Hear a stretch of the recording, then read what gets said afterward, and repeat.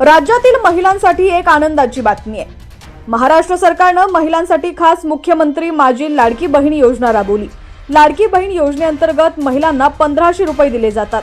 लाडकी बहीण योजनेत महिलांना 2100 रुपये दिले जाणार असल्याचं आश्वासन महायुती सरकारने केलंय। या योजनेत आता महिलांना पैसे येण्यास सुरुवात झाली आहे। लाडकी बहीण योजनेचा डिसेंबर महिन्याचा हप्ता लवकरात लवकर महिलांच्या खात्यात जमा होणार आहे।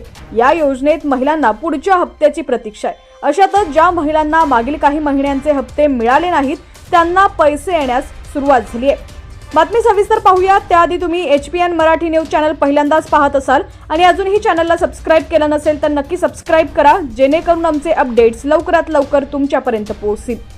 मिळालेल्या माहितीनुसार लाडकी बहीण योजनेत ज्यांनी अर्ज केलाय तरीही मागील काही महिन्यांचे पैसे जमा झालेले नाहीत अशा महिलांच्या खात्यात पैसे येण्यास सुरुवात झाली आहे।